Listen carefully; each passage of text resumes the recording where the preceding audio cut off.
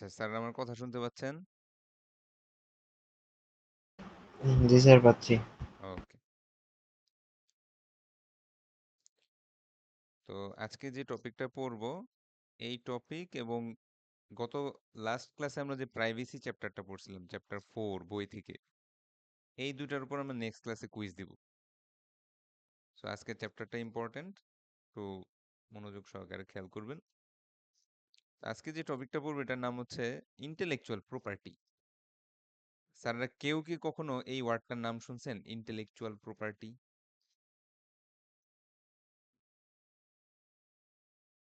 হ্যাঁ, কেউ কখনো ইন্টেলেকচুয়াল প্রপার্টি ওয়ার্ডটা শুনছেন? ভুল হোক, সমস্যা নেই।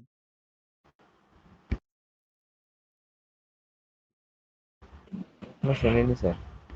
আচ্ছা, তো ইন্টেলেকচুয়াল প্রপার্টি বলতে যে জিনিসটা বোঝায় যে আপনার সৃজনশীলতা বা ক্রিয়েটিভিটি থেকে যে ওয়ার্কগুলো আসে, মানুষের মাথার থেকে যে কাজগুলো আসে, হ্যাঁ, ক্রিয়েটিভ ওয়ার্ক, এই জিনিসগুলা মানুষের একটা প্রপার্টি হিসাবে কনসিডার করা হয়। আমাদের বিভিন্ন ধরনের প্রপার্টি থাকে না, জমি জমা, তারপর ফ্ল্যাট বাড়ি, গাড়ি ঘোড়া, এগুলো থাকে না বিভিন্ন ধরনের মানুষের। হুম, এবং সেই প্রপার্টিগুলার আমরা এই যে একটা দলিল থাকে না, যে এটা আমার বা এটা আমার বাবার বা এরকম একটা সম্পত্তির দলিল থাকে না। স্যাররা, জি স্যার, থাকে। হ্যাঁ, তো অনেকটা এরকমই জিনিসটা, যে আমি যে আমার কাজগুলা করতেছি, এই কাজের একটা দলিল, যে আমার ক্রিয়েটিভ ওয়ার্ক, আমি একটা বই লেখলাম, এই বইটা যে আমারই নামের বই বা আমি যে এটা বইটার রাইটার অথার, সেটার একটা প্রমাণের মতো জিনিস, একটা দলিলের মতো জিনিস, হ্যাঁ, থাকা দরকার। অথবা ধরেন আমি একটা আমরা যেমন কম্পিউটার সায়েন্স স্টুডেন্টরা কোন একটা কোম্পানির আন্ডারে আমি কিছু কোড লিখলাম, এই কোডের অথার কে বা এই কোডের মালিক কে, এই কোডটা কে তার নিজস্ব কন্ট্রোলে রাখতে পারবে বা কে শেয়ার করতে পারবে, এই ধরনের বিষয়গুলো নিয়ে আজকে আমরা মূলত একটু আলোচনা করব। তো ইন্টেলেকচুয়াল প্রপার্টি দেখেন এখানে লেখা কি, is a term used to describe works of the mind, যে মানুষের মাথার থেকে যে কাজগুলো আসে সেই জিনিসগুলোকে আমরা বলতেছি হচ্ছে ইন্টেলেকচুয়াল প্রপার্টি। আচ্ছা, এখন স্যাররা একটু বলেন তো, মানুষের ক্রিয়েটিভ কিছু কাজ যেগুলা মানুষ নিজের ব্রেন খাটায় বা মানুষ সৃজনশীলতার মাধ্যমে কিছু কাজ করে থাকে, এরকম দু একটা কাজের নাম বলতে পারবেন, যেগুলো মানুষ সৃজনশীলতার মাধ্যমে করে, ক্রিয়েটিভ কাজ কিছু, কারো কোনো আইডিয়া? স্যার যেমন চিত্রকর্ম স্যার। একজন একজন একটু একজন একজন করে বলেন। বলেন, কেউ একজন বলেন।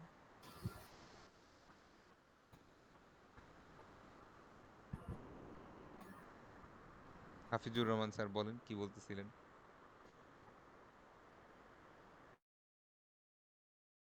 কে জানি বললেন না একটু আগে, বলেন আরেকবার একটু।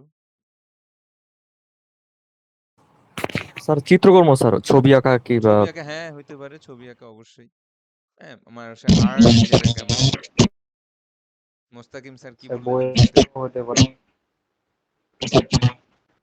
আমি শুনতে পাচ্ছি না স্যাররা, স্যাররা কি স্যার, কিছু শুনতে বই পাচ্ছেন? লেখা হতে বই লেখা, পারে হ্যাঁ, না? ইয়েস ইয়েস, হইতে পারে, হ্যাঁ, বই লেখা। স্যার গুছিয়ে কথা বলা স্যার একটু। গুছিয়ে কথা বলা সৃজনশীলতার ভিতরে পড়ে কিনা, না, নট সো মাচ। বাট হ্যাঁ, ছবি আঁকা, বই লেখা, মানে এটার মধ্যে একটা ক্রিয়েটিভ ওয়ার্ক আছে, এমন একটা জিনিস যেটা আগে কেউ কখনো করে নাই, আপনার থেকেই শুরু, ঠিক না? এরকম হইতে পারে। আরো দু একটা উদাহরণ, কারো কোনো আইডিয়া এরকম ক্রিয়েটিভ ওয়ার্ক?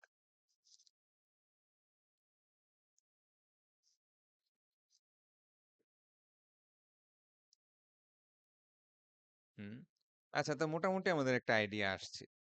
তো আমরা এখন এগুলাই দেখবো, যে আমাদের এই ইউনিক কাজগুলা যেটা আমাদের ক্রিয়েটিভ মাইন্ড থেকে আমরা ক্রিয়েট করলাম, আমরা তৈরি করলাম, সেটার কোনো প্রোটেকশন আছে কিনা, যাতে এটা আমার কাজটা আরেকজন অন্যায়ভাবে নিয়ে যেতে না পারে, বা আমার কাজ দিয়ে সে অনেক লাভবান হলো বাট আমি সেখান থেকে কোনো টাকা পয়সাই পেলাম না, এরকম যাতে না হয়, এরকম কোনো প্রোটেকশন আছে কিনা। তো আমরা প্রথমেই যে প্রোটেকশনটা পরবো এই জিনিসটা আমরা দেখি না অনেক সময় যে এরকম চিহ্ন দেওয়া থাকে, আম, এরকম এরকম একটা সাইন দেখেন স্যাররা বিভিন্ন ওয়েবসাইটে বা বিভিন্ন জায়গায় এরকম একটা সি লেখে বা এরকম অনেক সময় আর লেখা থাকে। হ্যাঁ, এরকম দেখি হ্যাঁ না স্যার। আমরা অনেক সময়। জি sir, copyright sir, copyright. Copyright. তো আমরা মূলত কপিরাইট জিনিসটা কি এটাই একটু এটা টেকনিক্যাল অ্যাসপেক্ট গুলো একটু দেখব। তাহলে কপিরাইট হচ্ছে exclusive right two distribute, display, perform or reproduce an original work in copies or to prepare derivative works based on the work. তো এটা কিরকম, যেমন কথার কথা যে আমি চাচ্ছি যে হুমায়ুন আহমেদের একটা গল্পের উপর একটা সিনেমা বানাবো। তাহলে এই সিনেমাটার অরিজিনাল যে গল্প সেটাকে আমি নিজে লিখছি, এটা কি আমার গল্প? হুম, আমি যখন একটা মুভি বানাবো, কোন একটা গল্প বা একটা উপন্যাস, হ্যাঁ, কিংবা হিস্টোরিক কোনো ইভেন্টের উপর, ওটাকে আমার নিজের বানানো গল্প, এটাকে আমার নিজের ক্রিয়েটিভ কোনো কাজ? চিন্তা করেন তো স্যাররা, শুনতে পাচ্ছেন?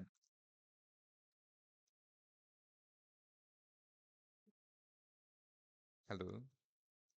স্যার বিষয়টা আরেকবার ক্লিয়ার। হ্যাঁ, ধরেন হুমায়ুন আহমেদের গল্পের বই থেকে আমি একটা নাটক বানাবো। তো সেই নাটকের অরিজিনাল গল্পটা কি আমার? না স্যার, আপনার না। না, আমার না, আরেকজনের থেকে আমি নিলাম, তাই না? এই জিনিসটাকে আমরা বলতেছি কপিরাইট। কপি করার রাইট, তার মানে হচ্ছে আরেকজনের কোনো একটা কন্টেন্ট আমার কন্টেন্টে ব্যবহার করার জন্য একটা অনুমতি বা পারমিশন নেওয়া দরকার, ঠিক না? অর্থাৎ একটা এক্সক্লুসিভ রাইট, যেটার মাধ্যমে অরিজিনাল অথার সমস্ত সিদ্ধান্ত নিতে পারবে।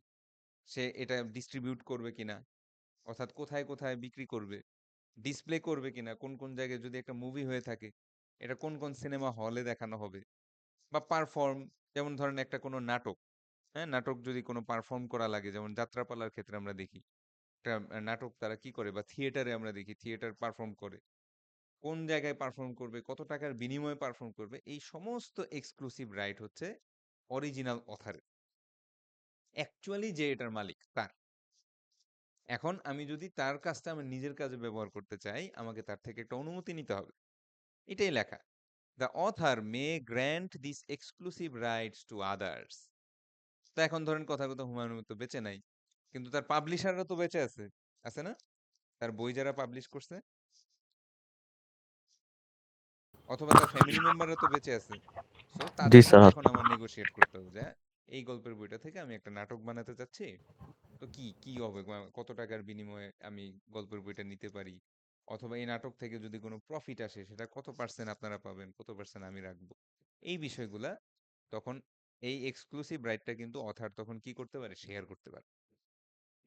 বুঝতে পারছি স্যাররা?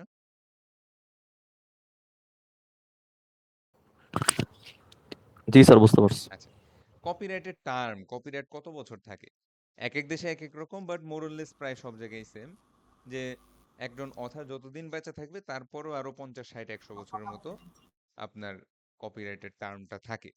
তার মানে একজন অথার মারা যাওয়ার পরেও এটার অথারশিপ কিন্তু ওনার হাতেই থাকে, এবং মোটামুটি বেশ অনেক দিন পর্যন্ত এই এই কন্টেন্টটা ওনার অরিজিনাল কপিরাইটের অন্তর্ভুক্ত হয়। তো এই যে স্যার আমরা অনেক সময় টিকটক করি না, হুম, বা ইউটিউবে ভিডিও আপলোড করি না, জি তো স্যার। দেখা যাচ্ছে ধরেন কথার কথা আপনি একজন ট্রাভেল ব্লগার, তো আপনি খাগড়াছড়ি, বান্দরবন বা কোথাও একদিন ঘুরতে যাচ্ছেন, তো ওইখানে দোকানে হিন্দি গান বাজতেছিল এবং সেটা বেশ কিছুক্ষণ আপনার ভিডিওর মধ্যে রয়ে গেছে।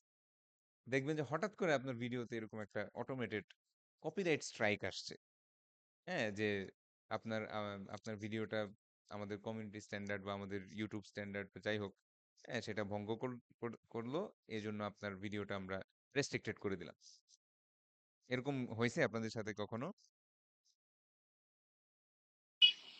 জি স্যার জি স্যার হ্যাঁ, জি হয়েছিল। অনেক স্যার, সময় হয়। ফেসবুকে তো স্যার এটা হয় বেশিরভাগ। হ্যাঁ, ফেসবুকে হয়, বা দেখা যায় যেমন আরেকটা খুব কমন হচ্ছে, আমরা যখন ফুটবল খেলার হাইলাইটস দেখতে যাই, হ্যাঁ, ধরেন রাতের বেলায় ফুটবল খেলাটা হইলো, সকালে অল্প একটু সময়ের জন্য দেখা যায়, তারপরেই দেখা যায় ভিডিওটা পাওয়া যায় না, ঠিক না?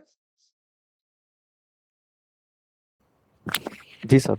কারণটা কি? কারণ এই ফুটবল খেলাটা ওই টেলিভিশন চ্যানেল কিংবা ফিফা তাদের কপিরাইটের অন্তর্ভুক্ত। হ্যাঁ?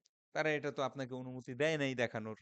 আপনি কিন্তু দেখায় দেবেন। মানে মেইনলি যেটা করে যে ওই টেলিভিশন থেকেই ওরা এইচডি তে জিনিসটা রেকর্ডিং করে। হ্যাঁ, ঠিক যেরকম আমি আপনাদের ক্লাসটা রেকর্ডিং করতেছি। কিন্তু এই ধরনের কপিরাইটেড ওয়ার্ক অনুমতি ছাড়া দেখানোর কোনো নিয়ম নাই। তো এবার আসি হচ্ছে যে এলিজিবল ওয়ার্ক, অর্থাৎ কোন কোন জিনিস কপিরাইটের অন্তর্ভুক্ত এটা একটু ভালো মতো খেয়াল করবেন, কারণ এরপরে আমরা আরেক ধরনের কন্টেন্ট পড়বো, আরেক ধরনের একটা প্রোটেকশন পড়বো। ওই প্রোটেকশনের সাথে এটার একটু ডিফারেন্স আছে। তো এটার এলিজিবল ওয়ার্ক কি কি, যে the type of works that can be copyrighted include architecture. Architecture মানে কি? হুম, এই যে বিল্ডিং এর ডিজাইন করে, ইন্টেরিয়র ডিজাইন করে, অথবা এক্সটেরিয়র ডিজাইন হয়, বা সিভিল ইঞ্জিনিয়াররা যে আপনার ফ্লোর প্ল্যান বা ব্লুপ্রিন্ট গুলা তৈরি করে, এই জিনিসগুলা কিন্তু স্যার কপিরাইট। আপনি আরেকজনের ফ্লোর প্ল্যান নিজের মানে অনুমতি ছাড়া ইউজ করতে পারবেন না। আর্ট, হ্যাঁ, এই যে স্যার একজন বলছিলেন আর্ট, ছবি, আরেকজনের ছবি আমি নিজের নামে ইউজ করতে পারবো না, বা আমার কোনো এক্সিবিশনে আমি ওর অনুমতি ছাড়া তার আর্ট শো করতে পারবো না। অডিও ভিজুয়াল তো বুঝি আমরা, মিউজিক টাইপের জিনিস, কোরিওগ্রাফি, ড্রামা, গ্রাফিক্স। গ্রাফিক্স কি জিনিস স্যাররা? গ্রাফিক্স, গ্রাফিক্স কি জিনিস?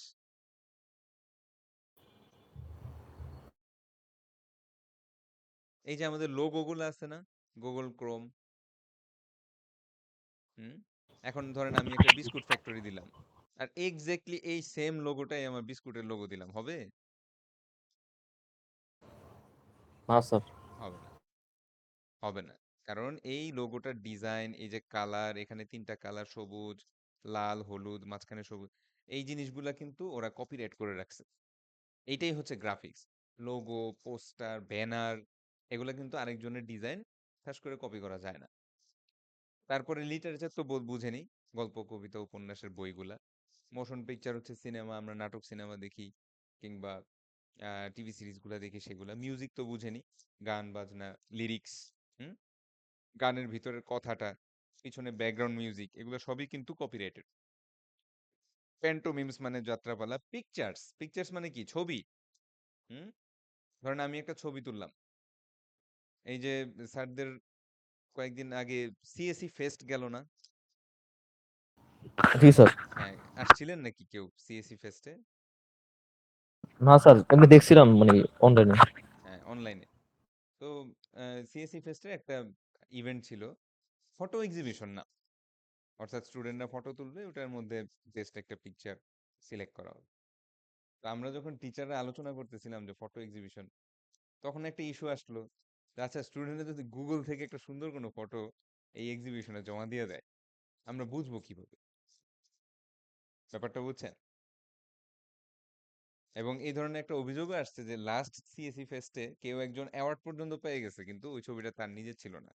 সে গুগল থেকে খুঁজে পেতে একটা সুন্দর ছবি দিয়ে দিছে। কারণ এত ছবি সাবমিশন আসে, আর টিচাররা আমরা তো আর এত মানে ফটোগ্রাফির এক্সপার্ট না। একটা ছবি দেখে মনে হয়েছে না সুন্দর, স্যার এগুলো বার করেন পরবর্তীতে, কিভাবে? আপনারা এটা হ্যাঁ, যে কপি করছে কিভাবে বার করেন? এইটাই এটাই পরবর্তীতে আসলো যে এখন শুধু ছবি জমা দিলেই হবে না, বরং ছবির মেটাডাটাও দিতে হবে। মেটাডাটা জিনিসটা কি? আমি যখন ছবি তুলি তখন ছবিটার একটা ডিজিটাল সিগনেচার তৈরি হয়। এটা কোন ডিভাইস দিয়ে তোলা, কয় তারিখ তোলা, টাইম স্ট্যাম্প সহ, এই ডিভাইসটা আপনার ডিভাইসের সাথে মিলতে হবে। বুঝতে পারছি স্যাররা? তো প্রথমবার সিএসি ফেস্টের সময় আমরা শুধু ছবিই নিছিলাম জেপিজি ফরম্যাটে, যার কারণে ওইভাবে বুঝতে পারি নাই যে আসলে ছবি আহ, নিজের তোলা নাকি। কিন্তু পরবর্তীতে আমরা এবার বললাম যে না, এবার হচ্ছে ক্রস রেফের জন্য মেটাডাটাও আপলোড করতে হবে ছবির সাথে। বুঝতে পারছি স্যাররা?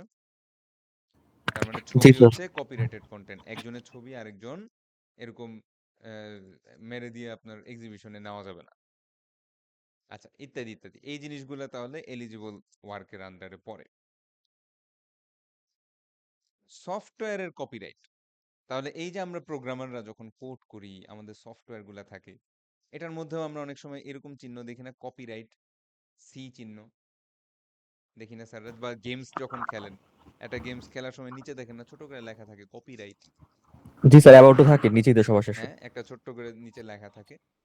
তাহলে সফটওয়্যারকে কিভাবে আমরা কপিরাইটের অন্তর্ভুক্ত করি? স্যাররা, সফটওয়্যারের কোডকে লিটারেরি ওয়ার্ক হিসাবে কপিরাইট প্রোটেকশন দেওয়া হয়। কি হিসাবে দেওয়া হয়? Literary work. এটার বাংলা কি স্যার? লিটারেরি ওয়ার্ক মানে কি?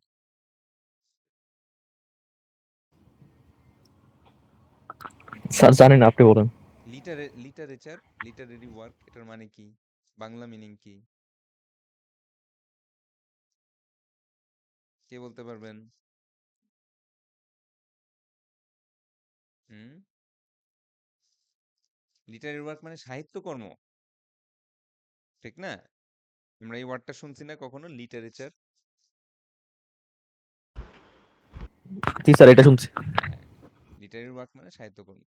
তার মানে হচ্ছে যে আমাদের সফটওয়্যারের যে কোড যেটা আমরা হাতে লিখি, টাইপ করি, এই কোডটাকে লিটারেরি ওয়ার্ক হিসাবে প্রোটেকশন দেওয়া হয়। অর্থাৎ আমাদের এখানে যে লিটারেচার প্রোটেকশনটা আছে না কপিরাইটের আন্ডারে, দিস ওয়ান, এইটার আন্ডারে আমাদের সফটওয়্যারের কোডকে প্রোটেকশন দেওয়া হয়। বুঝতে পারছি?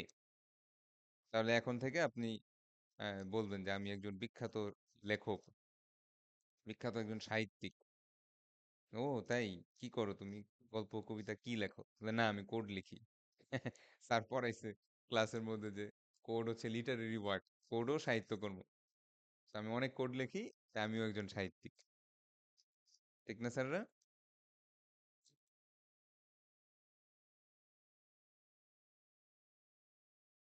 আচ্ছা, এবার একটু সফটওয়্যারের যেই কপিরাইটের বিষয়টা, এটা একটু একটা জিনিস আপনাদেরকে বলি। স্যাররা এই যে এরকম কাটাকুটি গেম খেলছেন কখনো? হুম? এই গেমটা খেলছেন কখনো? জি স্যার, খেলছিলাম। হ্যাঁ, কাটাকুটি গেম খেলি না আমরা অনেক সময়, কিছু করার না থাকলে কাগজের মধ্যে। তো ধরে নেন যে জেসিয়া জান্নাত ম্যাডাম এবং কথার কথা মেহেদী হাসান স্যার, দুজনেই দুইটা সফটওয়্যার ইঞ্জিনিয়ার, এবং ওনারা দুজনেই এই গেমটার ইংলিশ নাম বলতে পারবেন? কাটাকুটি গেমের ইংরেজি নামটা কি? কেউ বলতে পারবেন?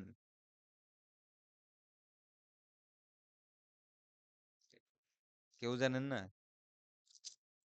এটার নাম শুনেন নাই? টিক ট্যাক টো? এটা শুনেন নাই নামটা কখনো? স্যার নামটা শুনছি স্যার, কিন্তু হ্যাঁ, এটার মিনিং যে এটা এটাই জানি না। কাটাকুটি গেম। হ্যাঁ, তো এই টিক ট্যাক টো গেমটা কার কার নাম বললাম, ধরেন জেসিয়া জান্নাত এবং মনিরুল ইসলাম, ওনারা দুজনেই এই গেমটা ডেভেলপ করতেছে। প্রশ্ন হচ্ছে যে ধরেন কথার কথা মনিরুল ইসলাম স্যার এটা বলতে পারবে কিনা যে জেসিয়া জান্নাত ম্যাডাম আমার গেম নকল করে এই গেমটা বানাইছে, মানে আমার আমার কপিরাইট স্ট্রাইক উনি দিতে পারবে কিনা? ধরেন দুইজনই অ্যান্ড্রয়েডের প্লে স্টোরে এই দুজনই দুজনের গেমটা পাবলিশ করলো। এখন কেউ কি বলতে পারবে কিনা যে না, আমার গেমে টিকট্যাকটাও খেলা যায়, ওনারটাও খেলা যায়, তাই ওনারটা আমি ব্যান করে দিব? পারবে?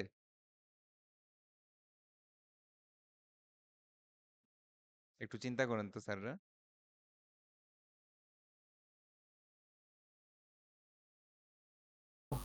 না স্যার। হ্যাঁ, পারবে না। কারণটা হচ্ছে স্যার, এই যে টিকট্যাকটো গেমটা যে লজিকটা বা যেই অ্যালগোরিদমটা আপনি এই গেমে অ্যাপ্লাই করবেন, এই সেম লজিক এখানেই আসবে, ঠিক না? আপনি কি বলতে পারবেন যে না শুধু আমার গেমেই গুলি করা যাবে, আর পৃথিবীর কোনো গেমে গুলি করার ফাংশন অ্যাড করা যাবে না? এটা কি বলা যায়? না স্যার। বলা যায়। কখন বলা যায়? যখন আপনি দেখবেন যে আপনার গেমটা আর এই গেমটা একেবারে সেম টু সেম, আপনার গেমের কালার, গ্রাফিক্স, অ্যানিমেশন হুবহু এই গেমটায় পাওয়া যাচ্ছে। তখন আপনি বলতে পারবেন যে somehow this game has totally copied my game. কিন্তু আপনি এইটা বলতে পারবেন না যে টিকট্যাকটো এই গেম পৃথিবীর আর কেউ বানাইতে পারবে না। ডিফারেন্সটা কি বুঝতে পারছেন? তার মানে আমি যদি মাইক্রোসফট ওয়ার্ডের হুবহু একটা কাউন্টার পার্ট অ্যাপস বানাই, একদম মনে করেন ঠিক যেই জায়গায় যে জায়গায় মাইক্রোসফট ওয়ার্ডের বাটন সেই জায়গায় সে জায়গায়, খালি মাইক্রোসফট ওয়ার্ডের কালার প্যালেট হচ্ছে একটু ব্লু টাইপের, আমি একটু রেড টাইপের একটা কালার প্যালেট দিয়ে হুবহু একটা অ্যাপস বানাইলাম। তখন সেই ক্ষেত্রে কিন্তু মাইক্রোসফট ওয়ার্ড আমাকে কপিরাইট স্ট্রাইক দিবে। কিন্তু আমি যদি একটা ওয়ার্ড প্রসেসর বানাই, তাহলে কি আমার অ্যাপ্লিকেশনকে সে বলতে পারবে যে না না, মাইক্রোসফট ওয়ার্ড ছাড়া আর কোনো ওয়ার্ড প্রসেসর তো ইউজ করা যাবে না, এরকম বলতে পারবে? হুম, পারবে না। বুঝতে পারছি স্যাররা? সফটওয়্যারের কপিরাইটটা কখন প্রোটেকশনটার আন্ডারে হয়, বা কখন আমরা বলি যে একটা সফটওয়্যার একটা সফটওয়্যার থেকে কপি করছে, যখন সিগনিফিকেন্ট অ্যামাউন্ট অফ জিনিস প্রায় হুবহু সেম। বুঝতে পারছেন স্যার?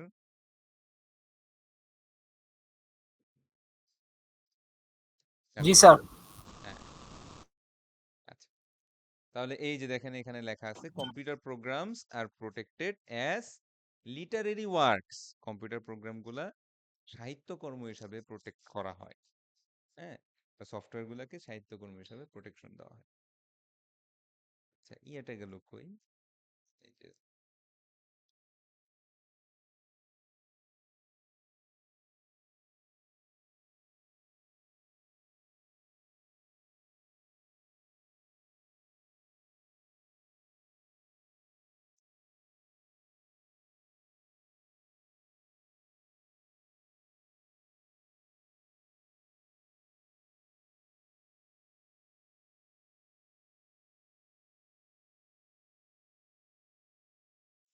এই ভুলটা করা আসলে ঠিক হয় নাই, কিন্তু আসলে আপনাদের ক্লাসের টাইমটা শুরু হয় 7:30 না? আপনাদের আগের ক্লাসটা মানে এন্ডিং টাইম হচ্ছে 8টায়। এই জন্য আমি এই ক্লাসটা ক্রিয়েট মানে অনলাইনে ক্রিয়েট করতে পারি না। ওই ক্লাসটা যে কথা বলে শেষ করব, এই সুযোগটা পর্যন্ত দেওয়া হয়নি। খুবই বাজে টাইমিং হয়েছে। যাই হোক, হোয়াট এভার। যেটা বলতেছিলাম, আচ্ছা ফেয়ার ইউজটা জানি কই গেল, উপরে চলে গেল নাকি? ও হ্যাঁ হ্যাঁ, ফেয়ার ইউজ।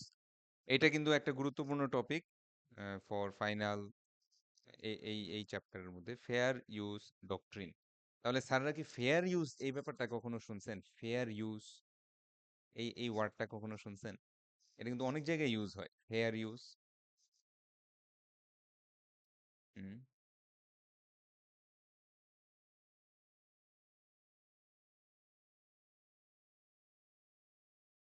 শুনছেন স্যাররা? হ্যালো। জি স্যার। হ্যাঁ, ফেয়ার ইউজ বলতে কি বোঝায় স্যার? স্যার এটা যথাযথ ব্যবহার এরকম কিছু। Exactly, thank you. আচ্ছা ধরেন আমাদের ইউনিভার্সিটিতে পানির ফিল্টার আছে না? তো আপনার মনে হলো যে আচ্ছা পানির ফিল্টার পানি তো ফ্রি, এক কাজ করি হাত মুখ এই পানি দিয়ে এই পানি দিয়েই ধুই। হ্যাঁ, তাইলে কি এটা ফেয়ার ইউজ হইলো? জি না। হ্যাঁ, এটা হচ্ছে কি একটা ওয়েস্টেজের মতো, কারণ ডেফিনেটলি ফিল্টার পানির দাম আপনার হাত মুখ পানি ধোয়ার দামের চেয়ে তো অনেক বেশি, ঠিক না? তো এটা দিছে মানুষের খাওয়ার জন্য। তো এটা দিয়ে আমি যদি এখন ধরেন একটু বোতলে ভরে তারপরে পেছনের সামনে গিয়ে হাত মুখ ধুই, অজু করি, তাহলে জিনিসটা খারাপ দেখাবে না? জি। হুম। তো এই ফেয়ার ইউজ মানে কি? ফেয়ার ইউজ অর্থ হচ্ছে যে একটা কপিরাইটেড কন্টেন্ট আপনি আপনার নিজের কাজে ব্যবহার করবেন অথারের অনুমতি ছাড়াই। ব্যাপারটা বুঝেন যে the fair use doctrine allows portion of copyrighted materials to be used without permission under certain circumstances, মানে উইদাউট পারমিশন, পারমিশন ছাড়াই আপনি চাইলে আরেকজনের অরিজিনাল কন্টেন্ট নিজের কাজে ব্যবহার করতে পারেন, কিন্তু সেটা সার্টেন কিছু সার্কামস্টেন্সেস এর আন্ডারে হইতে পারে। তাহলে এটার উদাহরণ কি? এটার উদাহরণ হচ্ছে, স্যাররা একটু বলেন তো শুনি। এই যে আমি আপনাদেরকে একটা বই, পিডিএফ বই পড়াচ্ছি, হ্যাঁ, এই বইটা কি স্যার আমি কিনে আনছি? কি মনে হয়?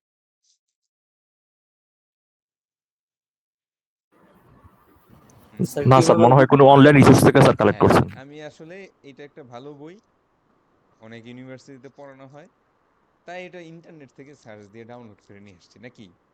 হুম, স্যার ফ্রি রিসোর্স থাকলে তো সবাই ওখান থেকেই হ্যাঁ। নেবে যদি। তারপরে ধরেন কথার কথা এই বইটার তো কিছু না কিছু দাম তো আছে, তাই না? $20, $50, কিছু না কিছু দাম তো হবেই। ধরেন কথার কথা $50 হইলো বা $20 হইলো, তাও তো আপনার প্রায় 120 করে ধরলে প্রায় টাকার উপরে এই বইটার দাম। আমি কি এই টাকাটা দিছি এই অথারকে? জি না। দেইনি। তারপরে দেখেন এই বইটার প্রত্যেকটা পাতায় পাতায় একটা জিনিস লেখা। কেউ কি পড়তে পারতেছেন? জি। প্রতিটা পাতায় কি লেখা? কপিরাইট করা আছে। কপিরাইট, হ্যাঁ, 2014 সেনগেজ লার্নিং হচ্ছে এই বইটার publisher. All rights reserve, may not be copied, scan, duplicate ইত্যাদি। তাহলে এখন একটা প্রশ্ন আসে না স্যারদের মনে, যে স্যার আপনি তো ভালোই নীতিবাক্য ঝাড়েন, হ্যাঁ, কপিরাইট, ইন্টেলেকচুয়াল প্রপার্টি রাইটস পড়াইতেছেন, নিজেই তো একটা বই নিয়ে আসছেন আমাদেরকে পড়ানোর জন্য, তাহলে কেমন হয়ে গেল না ব্যাপারটা? স্যার বাস্তবিকভাবে ঠিক আছে, প্রশ্ন হ্যাঁ, এরকম হয় কিন্তু। মানে এরকম একটা প্রশ্ন মনে আসে না যে তাহলে জি। হইলটা কি? এই জিনিসটাকেই আমরা এখন একটু অ্যানালাইজ করব যে ফেয়ার ইউজ বলতে কি বোঝায়। স্যার, একটু দেখেন যে আমরা কপিরাইটেড প্রপার্টি অথারের অনুমতি ছাড়াই ব্যবহার করতে পারি, বাট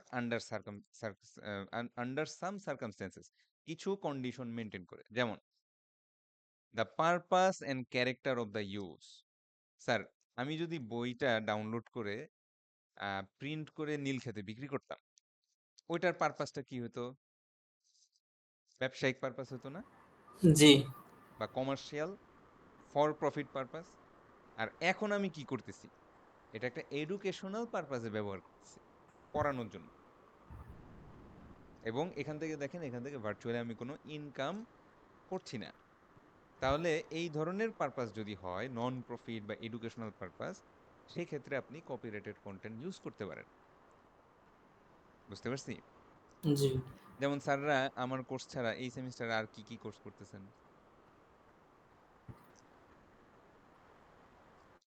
এই সেমিস্টারে? আর কোন কোন সাবজেক্ট পড়েন? স্যার ত্রিপলি আছে, হিস্টোরি আছে। ট্রিপলি, হিস্টোরি, আরো কিছু আছে কোর্স? জি স্যার আছে।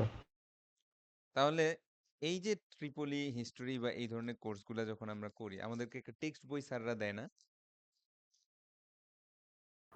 হুম, একটা টেক্সট বই দেয়, অথবা স্লাইড দেয়। যেমন আমি আপনাদেরকে স্লাইড তৈরি করেও দেই, আবার বইটাও কিন্তু সবার কাছে ক্লাসরুমে দিয়ে দিছি। তো আমাদের এখানে পারপাসটা কি, আমাদের এখানে উদ্দেশ্যটা কি? যে এটা যেহেতু একটা ইম্পর্টেন্ট ইনফরমেশন, তাই না? এই ইথিক্স সম্পর্কে আমাদের জানা দরকার, স্পেশালি ইনফরমেশন টেকনোলজি রিলেটেড কি কি ইথিক্স আছে, এই রিলেটেড প্রফেশনাল ইথিক্স গুলো আমাদের একটু একটু করে বোঝা দরকার। এই জন্য আমি জিনিসটা ইউজ করতেছি। So the nature of the copyrighted work, আমি কোন পারপাসে ইউজ করতেছি এটা একটা বিষয়। আর সেকেন্ড হচ্ছে যে আমি যেটাকে কপিরাইট করতেছি সেটার নেচারটা কি, সেটা কি একটা গল্পের বই? আপনি হ্যারি পটারের বই তো আপনি নন প্রফিট পারপাস হোক আর ফর প্রফিট হোক, একটা হ্যারি পটারের বই তো আমি কপিরাইট করতে পারি না। পারি? এরকম ভাবে ডিস্ট্রিবিউট করতে পারি গল্পের বই, আপনাদের এরকম গুগল ক্লাসরুমে দিয়ে দিতে পারি হুমায়ুন আহমেদের কোন একটা বই, পিডিএফ কপি? না। কারণটা হচ্ছে ওটা এমন কোনো গুরুত্বপূর্ণ বিষয় না যে এটা ফ্রিতে মানুষকে দিতে হবে। কিন্তু চিন্তা করে দেখেন, আমাদের ফিজিক্স বইয়ের রাইটারদের নাম মনে আছে? রেজনি খালিদের বই, রেজনি খালিদের আমরা পড়ি না? ফিজিক্স কোর্স আছে আপনাদের? অবশ্যই আছে। তো এই ফিজিক্স বইয়ের যে রাইটার রেজনি খালিদে, ওনাদের এই বইটা যদি আমরা না পড়ি, আমরা ফিজিক্সই ঠিক মতো শিখতে পারবো না, আমরা কেউ ইঞ্জিনিয়ারই হতে পারবো না ঠিক মতো। তাহলে এটা একটা ইম্পর্টেন্ট টপিক না? এটার নেচারটা কি? Text book. এই বইটার নেচার হচ্ছে টেক্সট বুক। এই টেক্সট বুক গুলো আপনি চাইলে কপিরাইট করতে পারেন, ঠিক আছে, under non profit or educational purpose. আচ্ছা, তারপরে কি? Portion of the copyrighted work, আপনি কতটুকু ইউজ করতেছেন? আমি কি এই বইয়ের প্রত্যেকটা জিনিস স্লাইডের মধ্যে তুলে দেই? অল্প সংখ্যক জিনিস হয়তো আমার স্লাইডের মধ্যে থাকে, রেফারেন্স হিসেবে থাকে। So the portion of the copyrighted work used in relation to the work as a whole, আপনি একটা টোটাল কপিরাইটেড কন্টেন্টের কত পার্সেন্ট নিচ্ছেন, সেটা একটা ইম্পর্টেন্ট বিষয়। And then finally effect of the use on the value of copyrighted work. ধরেন আমি এই বইটারই একটা বাংলা ইয়ে করলাম, ট্রান্সলেশন করলাম, এখন আমার বই বাজারে 6 লাখ, এই বই আর বিক্রি হয় না, তাহলে কেমন হয়ে গেল না? অরিজিনাল বইয়ের বিক্রি বন্ধ করে দিলাম আমি। এই সমস্ত কাজ করলে কিন্তু সেটা ফেয়ার ইউজের আন্ডারে পড়ে না। যখন আপনি ফেয়ার ইউজটা মেনটেন করবেন, যখন যেমন কথার কথা আপনাদের রেজনি খালিদের বই আমরা পিডিএফ কপি দিলাম, সত্যি কথা বলতে কি রেজনি খালিদের কাছে আপনি যদি মেইল করেন যে আমি সোনারগাঁও ইউনিভার্সিটির একজন শিক্ষক, আমার স্টুডেন্টদের এত টাকা দিয়ে বই কেনার সামর্থ্য নাই, এই তো তোমার পিডিএফ বইটা আমি ইয়াতে দিচ্ছি, আমি কি তোমার অনুমতি নিতে পারি, এরকম একটা ইমেল করলাম। আপনার কি মনে হয় রেজনি খালিডে বা তাদের পাবলিশার কেউ আমার এই মেল খুলেও পড়বে? কি মনে হয়? হুম। স্যার মনে তো হয় না যে ওনারা এগুলা দেখবে। খুলবে না মনে হয়। তারা ভুলেও খুলবে না, তারা বলবে তোরা বেটা গরিব, তোর আর অনুমতি লাগবে না, যা মন চায় কর। হুম। তারপর আবার সোনারগাঁও ইউনিভার্সিটি গরিবের উপরে গরিব, ফ্রি, সবকিছু ফ্রি। সত্যি কথা বলতে কি তারা আমাদেরকে গুনাই ধরবে না, যে কথাটা আমরা বলি। হ্যাঁ, যে ও লাগবে না তোমার প্রোটেকশন, তোমার কপিরাইট প্রোটেকশন দরকার নেই, তুমি ইউজ করো, কোনো সমস্যা নেই। তার মানে কিছু কিছু জিনিস আসলে এত পরিমাণ অলরেডি ইনকাম করে ফেলছে যে তারা এই ইনফ্যাক্ট চিন্তা করেন আমাদের এই যে নীলক্ষেতে যে বইগুলো আমরা কিনি, ধরেন কথার কথা মরিস ম্যানোর ডিজিটাল লজিক বই, বা কেনেথ এইচ রোজেনের ডিসক্রিট ম্যাথ বই, বা অ্যাব্রাহাম সিলভার শোয়ার্টসের অপারেটিং সিস্টেম বই, হ্যাঁ, এইসব বইগুলো দিয়ে যে আমাদের নীলক্ষেতে বিক্রি করে, ওইসব রাইটারদের মাথা ব্যথাও নাই যে নীলক্ষেতে তারা কপিরাইট স্ট্রাইক দিতে আসবে। বুঝতে পারছেন স্যাররা? সো ফেয়ার ইউজের আন্ডারে আপনি চাইলে কপিরাইটেড কন্টেন্ট ব্যবহার করতে পারেন without exclusive permission from the authors. বুঝতে পারছি?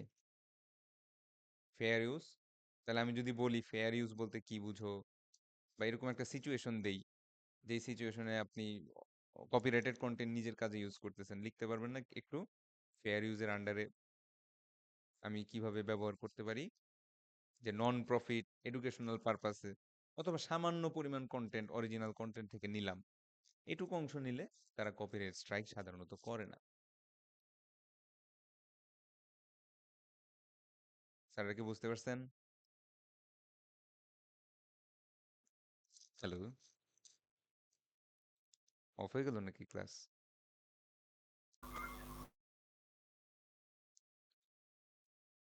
আচ্ছা, প্যাটেন্ট। প্যাটেন্ট হচ্ছে আরেক ধরনের ইন্টেলেকচুয়াল প্রপার্টি রাইটস এবং ইন্টেলেকচুয়াল প্রপার্টির জন্য প্রোটেকশন, কিন্তু প্যাটেন্টের কন্টেন্টটা অন্যরকম।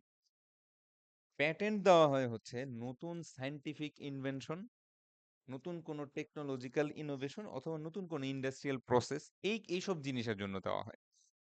এটা আপনার ওই মিউজিক বা আর্ট বা একটা সিনেমা, এটার জন্য প্যাটেন্ট দেওয়া হয় না। স্যাররা কি শুনছেন আমার কথাটা? হুম। স্যার একবার রিপিট করলে ভালো হয়। আচ্ছা, উদাহরণ দিলে বুঝতে পারবেন। যেমন কথার কথা, স্যাররা কি জানেন কিনা যে অ্যামোলেড, এটার নাম শুনছেন কখনো? অ্যামোলেড, আমরা মোবাইল ফোনে এই অ্যামোলেড টেকনোলজির অনেকে স্ক্রিন ইউজ করি। জি sir, display AMOLED display. AMOLED display, এটা একটা টেকনোলজি, স্ক্রিন বানানোর বা ডিসপ্লে দেখানোর একটা টেকনোলজি হচ্ছে অ্যামোলেড। এই জিনিসটা স্যামসাং এর নাম শুনছেন না? একটা কোরিয়ান টেকনোলজি কোম্পানি স্যামসাং। জি স্যার। হ্যাঁ, তাদের একটা প্যাটেন্ট করা টেকনোলজি। সো পৃথিবীর যে কোনো কোম্পানি যদি তাদের ল্যাপটপ হোক, তাদের মোবাইল ফোন হোক, বা যে কোনো জায়গায় ডিসপ্লের জন্য যদি অ্যামোলেড ইউজ করতে চায়, তাকে স্যামসাংকে কিছু টাকা দিতে হয়। হতে পারে সামান্য, হয়তো 20 সেন্ট 50 সেন্ট, বাট কিছু টাকা হলেও তাকে দিতে হবে। কারণটা কি? কারণ স্যামসাং অনেক পরিশ্রম করে, অনেক আপনার টেকনোলজিক্যাল তাদের রিসার্চ করে এই জিনিসটা ডেভেলপ করছে। এই জন্য তাদেরকে যে প্রোটেকশনটা তাদেরকে দেওয়া হয়েছে সেটার নাম হচ্ছে কি? প্যাটেন্ট। বুঝতে পারছি স্যাররা প্যাটেন্ট কি জিনিস? হুম। তাহলে প্যাটেন্ট কাদেরকে দেওয়া হয়? প্যাটেন্ট দেওয়া হয় হচ্ছে নিউ ইনভেনশনের জন্য, নিউ ধরেন টেকনোলজিক্যাল কোনো প্রসেস, টেকনোলজিক্যাল বা ইন্ডাস্ট্রিয়াল কোনো প্রসেস, এটার জন্য দেওয়া হয়। আরে, ইন্ডাস্ট্রিয়াল প্রসেস, এইসবের জন্য প্যাটেন্ট ইস্যু করা হয়। ধরেন আপনি একটা নতুন ধরনের ফার্মাসিউটিক্যাল ফর্মুলা আবিষ্কার করলেন যেটার মাধ্যমে গ্যাসের যে এক্সিস্টিং ওষুধ আছে তার তুলনায় বেশ ভালো কাজ করে। হ্যাঁ, গ্যাসের মানুষের ব্যথা চলে যাচ্ছে। তাহলে এই ধরনের জিনিস আপনার নিজের নামে আপনি কি করতে পারেন? প্যাটেন্ট করে নিতে পারেন। এই ফর্মুলাটা বা এই ইন্ডাস্ট্রিয়াল প্রসেসটা যেটার মাধ্যমে ভালো ওষুধ তৈরি হবে। অথবা আপনি ধরেন কথার কথা বিস্কুট ফ্যাক্টরিতে কাজ করতেছেন। তা আপনি একটা এমন প্রসেস বের করলেন, যেই প্রসেসটা হচ্ছে বর্তমান যে প্রসেস আছে সেটার তুলনায় অনেক বেটার। আপনার অনেক ভালো গুণগত মান সম্পন্ন বিস্কুট তৈরি হবে। এটা শেলফ লাইফ আরো বেশি দিন থাকবে। এখন বিস্কুট থাকে ১ বছর মেয়াদ। আপনার প্রসেসে করলে ২ বছর মেয়াদ থাকবে। সো এই প্রসেসটা আপনি কি করতে পারেন চাইলে? প্যাটেন্ট করে ফেলতে পারেন। বুঝতে পারছি? হ্যালো? জি স্যার। জি স্যার। হ্যাঁ। তার আচ্ছা এরপরে আসি হচ্ছে এই ওয়ার্ডটা একটু খেয়াল করেন স্যাররা। ইনফ্রিঞ্জমেন্ট। আমার সাথে একটু বলেন। ইনফ্রিঞ্জমেন্ট। ইনফ্রিঞ্জমেন্ট। ইনফ্রিঞ্জমেন্ট। আচ্ছা। ইনফ্রিঞ্জমেন্ট। তাহলে প্যাটেন্টের ইনফ্রিঞ্জমেন্ট অর্থ হচ্ছে violation of the law of copyright or patent. তার মানে কপিরাইট কিংবা প্যাটেন্টের আপনি যদি আইন ভঙ্গ করেন সেটাকে আমরা বলবো হচ্ছে ইনফ্রিঞ্জমেন্ট। তাহলে প্যাটেন্টের আইন ভঙ্গ করলে আচ্ছা ঠিক আছে, সাখাওয়াত হোসেন। তো প্যাটেন্টের আইন ভঙ্গ করলে প্যাটেন্টের ইনফ্রিঞ্জমেন্ট, কপিরাইটের আইন ভঙ্গ করলে কপিরাইট ইনফ্রিঞ্জমেন্ট। বুঝতে পারছি স্যাররা? এটার কিন্তু অনেক ধরনের বানান আপনারা লেখেন। হ্যাঁ, এরকম একটা বানান আপনাদের পড়াইছিলাম ইউটিলিটারিয়ান। খাতার মধ্যে যে কত ধরনের বানান পাইছি দেখলে বুঝাইতে পারতাম। আচ্ছা, তো ইনফ্রিঞ্জমেন্টের বিষয়টা তো বুঝলাম। এবার আসি হচ্ছে যে প্যাটেন্ট আর কপিরাইটের মধ্যে একটু একটু করে কিন্তু আমরা কিন্তু পার্থক্য দেখতে পাই। মেইন যে একটা ডিফারেন্স, সেই ডিফারেন্সটা হচ্ছে আম, যে আপনি সেম টেকনোলজির উপরে একাধিক প্যাটেন্ট করতে পারবেন না। কথা বুঝতে পারছেন? যেমন কথার কথা ধরেন যে মোস্তাকিম হাসান এবং রাবেয়া আফরিন, ওনারা একটা পার্টিকুলার রিসার্চ, ধরেন কথার কথা রাবেয়া আফরিন ম্যাডাম জাপানে পিএইচডি করার সময় একটা সাবজেক্টে রিসার্চ করতেছে, এই সেম সাবজেক্টে মোস্তাকিম হাসান কথার কথা কানাডাতে রিসার্চ করতেছে। তাদের মধ্যে কোনো কানেকশন নাই এবং দুইজন ইন্ডিপেন্ডেন্টলি জিনিসটা আবিষ্কার করলো। একটা নতুন কোনো রিসার্চ, একটা নতুন কোনো ইনভেনশন, তারা দুজনেই ইন্ডিপেন্ডেন্টলি আবিষ্কার করলো। স্যাররা কি শুনতেছেন আমার কথা? জি স্যার। হ্যাঁ। তো এখন জি স্যার। দুজনেই নিজের নামে প্যাটেন্ট করার জন্য প্যাটেন্ট অফিসে গেল। নিজ নিজ দেশের প্যাটেন্ট অফিসে গেল। বলল যে এটা আমি ইনভেন্ট করছি, এটা নতুন একটা জিনিস। তো তখন প্যাটেন্ট অফিস যেটা করবে, অ্যাপ্লিকেশনটা ইভালুয়েশনের সময় দেখবে যে এই টেকনোলজিটা আগে কেউ নিজের নামে প্যাটেন্ট করে ফেলছে কিনা। তখন দেখবে যে মোস্তাকিম হাসান স্যারের আগেই ২ মাস আগে রাবে আফরিন ম্যাডাম এই সেম টেকনোলজি নিজের নামে প্যাটেন্ট করে ফেলছে। তখন মোস্তাকিম হাসান স্যারের প্যাটেন্টের অ্যাপ্লিকেশনটা অ্যাপ্রুভ হবে না। বুঝতে পারছি? তার মানে একটা টেকনোলজি শুধুমাত্র একজনকেই প্যাটেন্ট দেওয়া হয়। সেম কাজ আরো অনেকে করলে তাদেরকে প্যাটেন্ট দেওয়া হয় না। বুঝতে পারছেন স্যাররা? জি। কিন্তু এইরকম জিনিসটা কিন্তু কপিরাইটের ক্ষেত্রে না। কেউ কি বলতে পারবে যে মুক্তিযুদ্ধ নিয়ে শুধু আমি সিনেমা বানাইতে পারবো, আমি একটা সিনেমা বানাইছি আর কেউ এই টপিকে কোনো কাজ করতে পারবে না? এরকম কি হয়? মুক্তিযুদ্ধ নিয়ে প্রতি বছর বছর নতুন নতুন সিনেমা হবে, প্রত্যেকের আলাদা আলাদা কপিরাইট থাকবে, কোনো সমস্যা নাই। কিন্তু সেম টপিকে আপনি ২টা প্যাটার্ন করতে পারবেন না। বুঝতে পারছেন? হুম। জি স্যার। আচ্ছা, আরো কিছু ডিফারেন্স আছে। যেমন কপিরাইটের অ্যাপ্লিকেশনটা ফেয়ারলি ইজি। আপনি অধিকাংশ ক্ষেত্রে এটা অটোমেটেড। যেমন আমি যদি ইউটিউবে একটা ভিডিও আপলোড করি, এই যে আপনাদের ক্লাসগুলো যে আপলোড করি, কেউ যদি আমার ক্লাসটাই ধরেন ডাউনলোড করে বাজারে বিক্রি করা শুরু করে, অটোমেটিক কপিরাইট স্ট্রাইক খাবে। কথা বুঝছেন? আমার নিজের একটা অ্যাপ্লিকেশনও করার কোনো প্রয়োজন পড়বে না। কিন্তু প্যাটেন্টের ক্ষেত্রে কিন্তু ব্যাপারটা সেরকম না। কারণ আপনি যখন প্যাটেন্ট অ্যাপ্লিকেশন করবেন, সেটার একটা প্রসেসের ভিতর দিয়ে যেতে হবে, যার মাধ্যমে বোঝা যাবে যে এই প্যাটেন্টটা অ্যাপ্রুভ হবে কি হবে না। সো প্যাটেন্টের অ্যাপ্লিকেশন বেশ এক্সপেন্সিভ অ্যান্ড টাইম কনজিউমিং। সময় লাগে। একটা প্যাটেন্ট পাইতে অনেক সময় লাগে। সেই তুলনায় কপিরাইট প্রোটেকশনটা খুব দ্রুত পাওয়া যায়, ইজিলি পাওয়া যায়। আরো কি কি ডিফারেন্স থাকতে পারে? ইনফ্রিঞ্জমেন্টের ব্যাপারটা বলি। সাধারণত কপিরাইট ইনফ্রিঞ্জমেন্ট বা কপিরাইটের আইন ভঙ্গ করলে একটা সার্টেন অ্যামাউন্টের জরিমানা হয়। ধরেন কথার কথা $100 জরিমানা, $500 জরিমানা, সামথিং কিছু একটা হইলো। কিন্তু প্যাটেন্টটা যেহেতু একটা সায়েন্টিফিক ইনভেনশন, এইটার ইনফ্রিঞ্জমেন্ট অনেক হাই লেভেলে হয়। ঠিক আছে? এটার এটার যে শাস্তিটা, এটার যে আপনার পেনাল্টিটা, সেটা দেখা যাচ্ছে ধরেন কথার কথা কেউ একজন বলল যে আপনার প্যাটেন্টটা আরেকজন অনুমতি ছাড়াই ব্যবহার করার কারণে আপনার $1 মিলিয়ন ক্ষতি হয়েছে। এমনও সম্ভব যে এটা যদি প্রুভ হয়, আপনাকে কোর্ট $10 মিলিয়ন জরিমানা দিবে। বুঝতে পারছেন? জি স্যার, বাট এটা বাংলাদেশে কখনো হবে না স্যার। হ্যাঁ, বাংলাদেশে তো ওইভাবে প্যাটেন্ট, বাংলাদেশের সবকিছুই একটু মনে করেন যে একটু লো কোয়ালিটি। হ্যাঁ, তো বাট আমাদেরকে চিন্তা করতে হবে যে আমরা তো বাংলাদেশে নাও থাকতে পারি। আপনাদের গ্র্যাজুয়েটদের মধ্যে অনেকেই ইন্টারন্যাশনাল বিভিন্ন অফিসে রিমোট জব কিংবা সরাসরি গিয়েও কাজ করতে পারে। তখন কিন্তু এই জিনিসগুলো, আইডিয়াগুলো মাথায় রাখতে হবে। হ্যাঁ, কপিরাইট প্রোটেকশন, মানুষের প্রাইভেসি মেনটেন করা। বাংলাদেশের প্রাইভেসি বলে কিছুই নাই। আপনাদের লাস্ট ক্লাসে পড়ানোর সময় বলছিলাম না যে বাংলাদেশের অধিকাংশ ক্ষেত্রে প্রাইভেসি ল গুলা কাজ করে না। জি হুম, স্যার। এরকম জি। বলছিলাম না কথাটা? তবে কপিরাইট কিন্তু কাজ করে, একদম যে করে না তা না। যেমন একটা উদাহরণ দেই, এই কয়েক বছর আগে চঞ্চল চৌধুরীর শাওনের একটা গান খুব পপুলার হয়েছিল না ইউটিউবে? কি জানি নাম ছিল গানটার, খেয়াল আছে আপনাদের? স্যার কোনটা স্যার?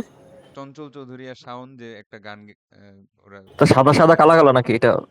এরকম কিছু একটা মানে একটা গান খুব পপুলার ছিল, আমার এই মুহূর্তে মনে আসতেছে না। গানটা ভালো, কিন্তু সমস্যাটা হচ্ছে এই গানের কপিরাইট প্রোটেকশন আরেকটা ব্যান্ডের, এবং তাদের পারফর্ম মানে তাদের এক্সক্লুসিভ রাইটস ছাড়াই তারা এই মিউজিক ভিডিওটা বানায় ফেলছে।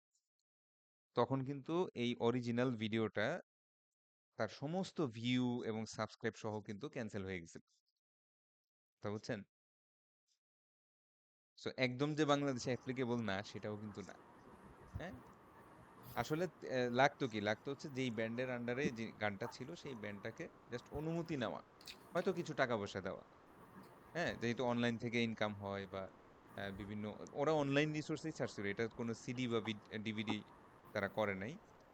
আর এখন তো মিউজিকের সিডি বা ক্যাসেট এগুলো তো নন এক্সিস্টেন্ট। আমরা যখন অনেক ছোট ছিলাম তখন মিউজিকের ক্যাসেট আমরা দেখতাম। স্যাররা কি কখনো ক্যাসেট দেখছেন? ক্যাসেট প্লেয়ার জি স্যার, আমরা যে তো এরকম দেখছি। দেখতে ছিল। হুম, এরকম ছিল, এটার মধ্যে আবার পেন্সিল ঢুকায় ইয়া করতে হতো। ঘুরায় ঘুরায় আপনার রিল গুলা ঢুকানো লাগতো। জি স্যার, ওপিয়া তুমি কোথায় স্যার এগুলো? তো এই যে এই জিনিসগুলা তো এখন নাই, এখন তো ক্যাসেট বিক্রি টিক্রি নাই। তো সবই ডিজিটাল অবস্থায় চলে আসছে। আচ্ছা, তাহলে আমরা মোটামুটি বুঝলাম যে প্যাটেন্ট আর কপিরাইটের ডিফারেন্স গুলা, কোন কোন জিনিস কাভার করে। দেখেন স্যার, কপিরাইট কাভার করে হচ্ছে মিউজিক, আর্ট ইত্যাদি জিনিসগুলা, কিন্তু প্যাটেন্ট হচ্ছে কি নিউ সায়েন্টিফিক ইনভেনশন, নিউ কোনো টেকনোলজিক্যাল প্রসেস, ইন্ডাস্ট্রিয়াল কোনো নতুন আবিষ্কার, এই জিনিসগুলাকে কাভার দেয় হচ্ছে প্যাটেন্ট। প্যাটেন্টের প্যাটেন্ট পাইতে অনেক কষ্ট, কিন্তু প্যাটেন্ট একবার যদি পান সেটা খুব strong protection rather than copyright. প্যাটেন্টে কিন্তু ফেয়ার ইউজ বলে কিছু নাই। হ্যাঁ, আপনি বলতে পারবেন না যে আমি ফেয়ার ইউজের আন্ডারে আপনার একটা টেকনোলজি নকল করলাম। No, it's not possible. বুঝতে পারছি? কিন্তু কপিরাইট আমরা দেখছি যে ফেয়ার ইউজের আন্ডারে আমরা চাইলে কপিরাইটেড কন্টেন্ট ব্যবহার করতে পারি। আমরা অনেক ক্ষেত্রেই তো আমাদের বিভিন্ন টিকটক বা এই ধরনের কাজগুলোতে আমরা বিভিন্ন ভিডিওর সাথে ব্যাকগ্রাউন্ড মিউজিক দেই না? হুম, যখন আমরা ভিডিও বানাই, কন্টেন্ট বানাই, বিভিন্ন ব্যাকগ্রাউন্ড মিউজিক দেই না স্যাররা? জি স্যার, দেই। হ্যাঁ, এই মিউজিকগুলা কিন্তু ওই কোম্পানিগুলো আপনার জন্যই কপিরাইট করে রাখছে। কথা বুঝছেন? ওরাই আপনার জন্য টাকা দিয়ে জিনিসটা কপিরাইট করে আপনাকে ফ্রিতে জিনিসগুলা দেয়। কিন্তু দেখবেন যে লেটেস্ট মিউজিকগুলা পাওয়া যায় না। 10-15 বছর আগের মিউজিকগুলা পাওয়া যায়। লেটেস্ট মিউজিকগুলা সাধারণত ওইভাবে ইউজ করতে দেয় না। আচ্ছা, সফটওয়্যারের প্যাটেন্ট। সফটওয়্যার প্যাটেন্ট করা যায় কিনা? তো একটু আগেই বললাম সফটওয়্যারের প্রোটেকশন হচ্ছে কপিরাইট। সফটওয়্যারও প্যাটেন্ট করা যায় যদি যদি আপনি প্রুফ করতে পারেন যে আপনার সফটওয়্যারটা একটা ইউনিক অ্যালগোরিদম ডিপ্লয় করে এবং আপনার কোম্পানি ছাড়া এই অ্যালগোরিদম আপাতত কেউ ব্যবহার করতেছে না তাদের নিজস্ব সফটওয়্যারে। ওইটার ওই লজিকটার আন্ডারে আপনি চাইলে সফটওয়্যারকেও বা কোডকেও প্যাটেন্টের আন্ডারে আনতে পারেন। কারণ কোড কিন্তু লিটারেরি ওয়ার্ক, সাহিত্যকর্ম হিসেবে বিবেচনা করা হয়। এর সাহিত্যকর্মের কি প্যাটেন্ট হয়? বাট ইউনিক কোনো অ্যালগোরিদম যেটা আপনি প্রোটেক্ট করতে চান, যেটা আপনি চান না অন্য কেউ ইউজ করুক, সেই ধরনের কোনো সফটওয়্যার কোডও আপনি চাইলে প্যাটেন্ট করতে পারেন। এটার উদাহরণ কি জানেন স্যাররা? এটার উদাহরণ হচ্ছে গুগলের পেজ র্যাঙ্ক। গুগলে যখন আপনি কিছু লিখে সার্চ দেন, ধরেন আমি কথার কথা লিখে সার্চ দিলাম যে ফিজিক্স বুক, হুম, তো এই যে বিভিন্ন লিঙ্কগুলো আসছে, এইটা কোন অ্যালগোরিদমের বেসিসে আসছে? এটা কিন্তু গুগলের একটা নিজস্ব ডেভেলপ করা অ্যালগোরিদম এবং এটা প্যাটেন্ট করার টেকনোলজি। এই সেম জিনিসটা আমি যদি বিং এ সার্চ দেই, ডিফারেন্ট রেজাল্ট আসবে। হুম, ডিফারেন্ট টাইপের রেজাল্ট আসবে। দেখছেন? সেম কিন্তু না। এখানে অ্যাবাকাস আসছে, এখানে কিন্তু একটা ডিফারেন্ট টাইপের রেজাল্ট চলে আসছে। এখানে দেখা যাচ্ছে যে ওয়ার্ড প্রেস বা এনসিটিবি এগুলো আসতেছে বেশি। সো এই ধরনের আপনার যদি ইউনিক কোনো অ্যালগোরিদম থাকে যেটা আপনি প্রোটেক্ট করতে চান, যেটা চান না অন্য কেউ ইউজ করুক, সেটা আপনি চাইলে প্রোটেকশনের আন্ডারে নিয়ে আসতে পারেন। আচ্ছা, কোথায় ছিলাম?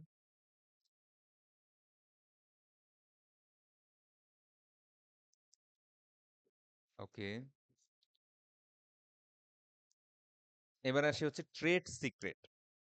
স্যারদের ট্রেড সিক্রেট মনে আছে? পরীক্ষায় ছিল, পরীক্ষায় আসছিল বোধহয়। ট্রেড সিক্রেট, ট্রেড সিক্রেট মনে আছে স্যারদের? স্যার এটা মনে হয় আসে নাই। আচ্ছা, এমনি পড়ার মধ্যে তো ছিল। হ্যাঁ, কেউ বলতে পারবেন ট্রেড সিক্রেট জিনিসটা কি? ট্রেড সিক্রেট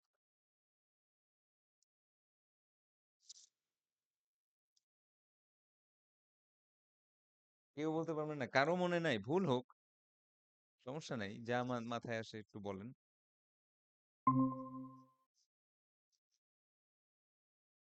স্যার পদদলিত হ্যাঁ হ্যাঁ স্যার, স্যার বলেন আর একবার একটু।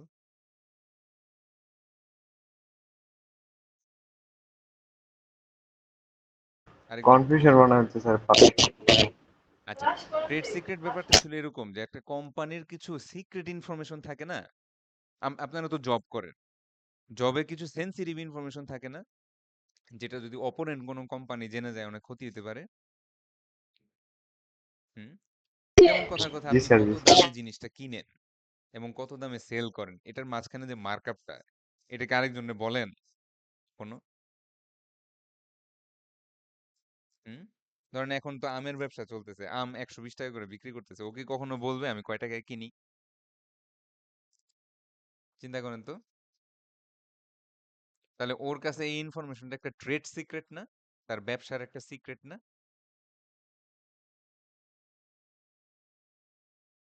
হ্যালো,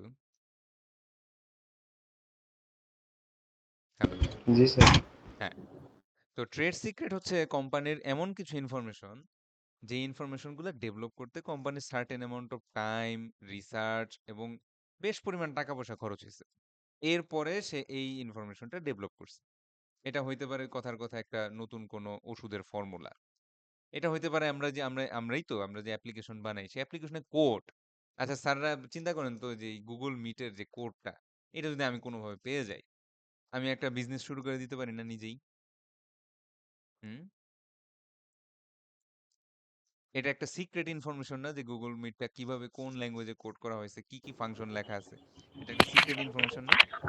জি, জি। হ্যাঁ, এই ধরনের জিনিসগুলোকে আমরা বলি হচ্ছে ট্রেড সিক্রেট।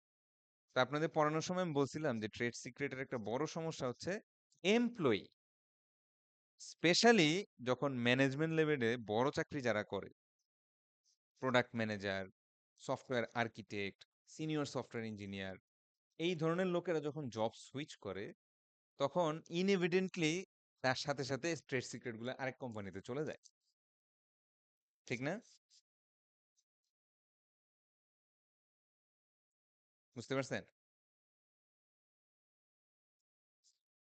হ্যালো? জি স্যার। আচ্ছা, আপনার এই নতুন লিঙ্কটায় চলে আসেন তো। অ্যাটেন্ডেন্স দিতে হবে তো। এই লিঙ্কটায় চলে আসেন তো সবাই।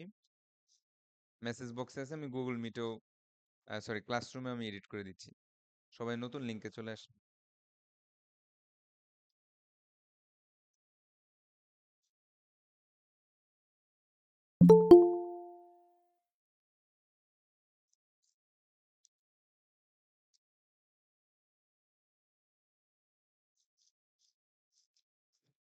এই যারা যারা আছি, হ্যাঁ, তারিকুল হাজরা, রেদওয়ান আলম, মিঠুন ব্যাপারী স্যাররা সবাই নতুন লিঙ্কে শিফট করেন।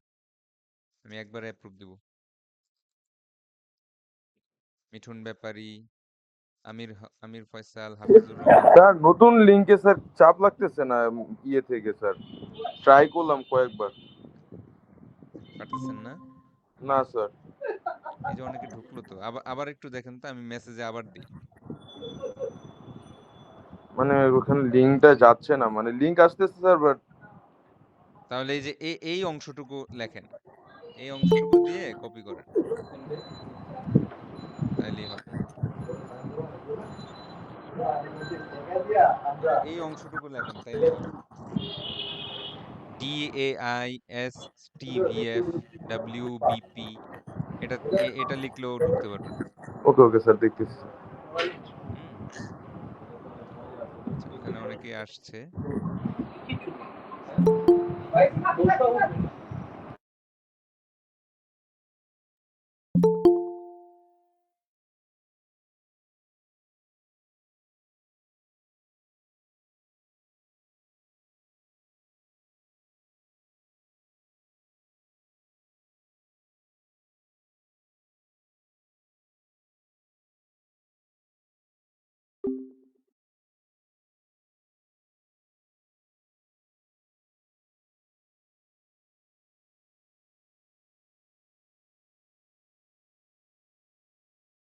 ওকে, তো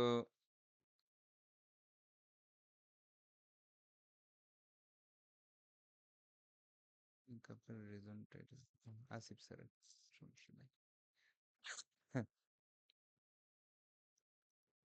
আম, কথা শুনতেছেন তো সবাই?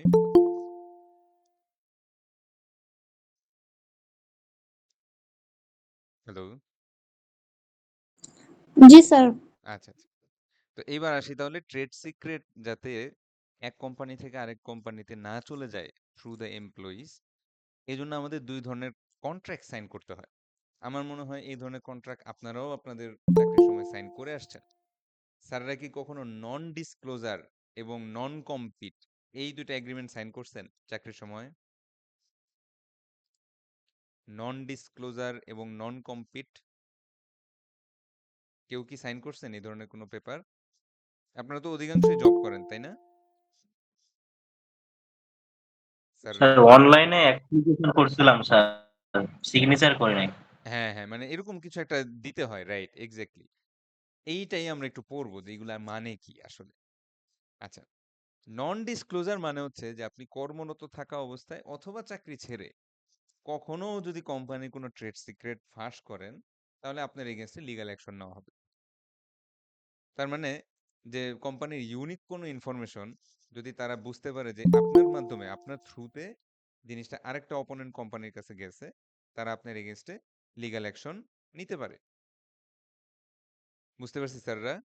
নন ডিসক্লোজার তার মানে কি, যে organization risks losing their trade secrets to key employees, prohibit employees from revealing secrets by adding non-disclosure clauses.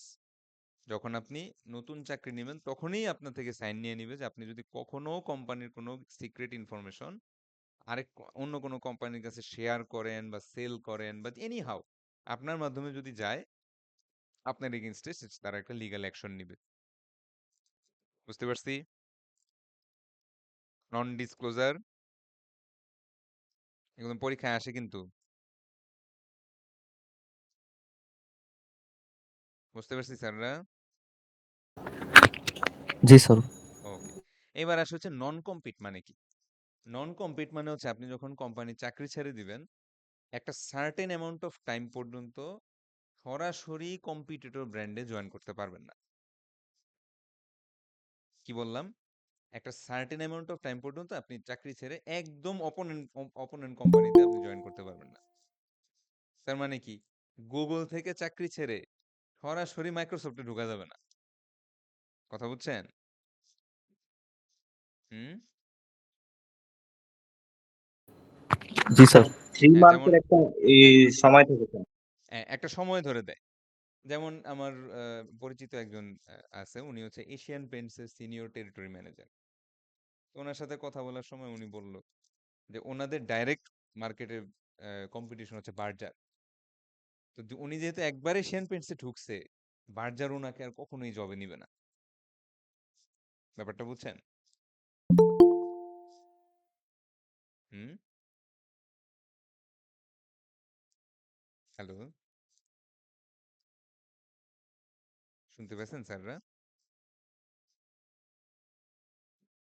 Hello, একটু রেসপন্স করেন, নাহলে তো ক্লাস আগানো মুশকিল। জি স্যার। হুম, স্যার বুঝিনি। বুঝেন নাই? তার জি না মানে স্যার। হচ্ছে ধরেন আপনি একটা কোম্পানিতে জব করেন, তো আপনার কোম্পানির কিছু ডাইরেক্ট অপোনেন্ট কোম্পানি আছে না মার্কেটে? জি। তাহলে আপনি যখন আপনার এই চাকরিটা ছাড়বেন, ওই কোম্পানিগুলোতে সরাসরি জয়েন করতে পারবেন না। হইতে পারে তারা বলবে যে 6 মাস বা 3 মাস, বা ক্ষেত্র বিশেষে 1 বছর পরে বলবে যে আপনি অপোনেন্ট ব্র্যান্ডে জয়েন করতে পারবেন, বাট ইমিডিয়েটলি জয়েন করতে পারবেন না। বুঝতে পারছি? জি। এটারই নাম হচ্ছে নন কম্পিট। এটার নাম কি? নন কম্পিট। নন কম্পিট এগ্রিমেন্ট। এটাও অনেক ক্ষেত্রে চাকরি নেওয়ার সময় সাইন করতে হয়। এটা অনেক ক্ষেত্রে চাকরি নেওয়ার সময়। এখন এই রিজনটা কি? আচ্ছা, ধরেন কথার কথা যে ফেসবুকে একটা নতুন কোনো ফিচার আনতেছে, এবং আহ, ধরেন মনিরুল ইসলাম স্যার হচ্ছে এই ফেসবুকের একজন ইঞ্জিনিয়ার, সিনিয়র একজন ইঞ্জিনিয়ার। তো এখন সে তার হায়ার অথরিটিকে বলল যে আমি তো এক্স, এক্স এর নাম শুনছেন না, যেটাকে আগে টুইটার বলতো? জি। তো আমি এক্স এ একটা ভালো জব পাইছি, আমি চলে যাব।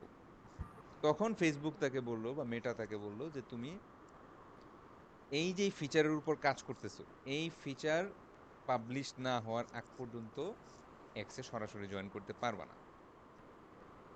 ব্যাপারটা বুঝছেন? জি।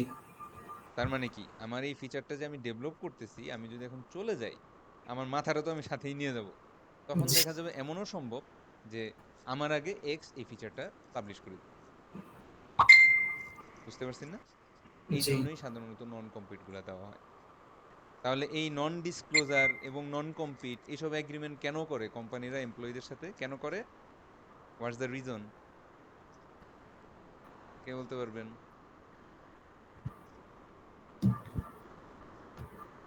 কে বলতে পারবেন? স্যার। ট্রেড সিক্রেট আটকানোর জন্য। হুম। হ্যাঁ। To protect the trade secrets from spilling on to the opponent brands. তারা যাতে না জেনে যায়, তারা যাতে না পেয়ে যায় এই ট্রেড সিক্রেটটা, এই জন্য এই ধরনের এগ্রিমেন্টগুলো করে।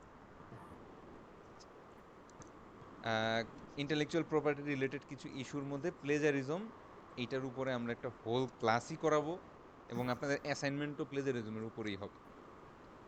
তো প্লেজারিজম এই জিনিসটা সংক্ষেপে বলি, কারণ এটার উপর আমি ডিটেল পড়াবোই। প্লেজারিজম জিনিসটা হচ্ছে আরেকজনের কাজ নিজের নামে চালায় দেওয়া, যেটা আপনারা করেন।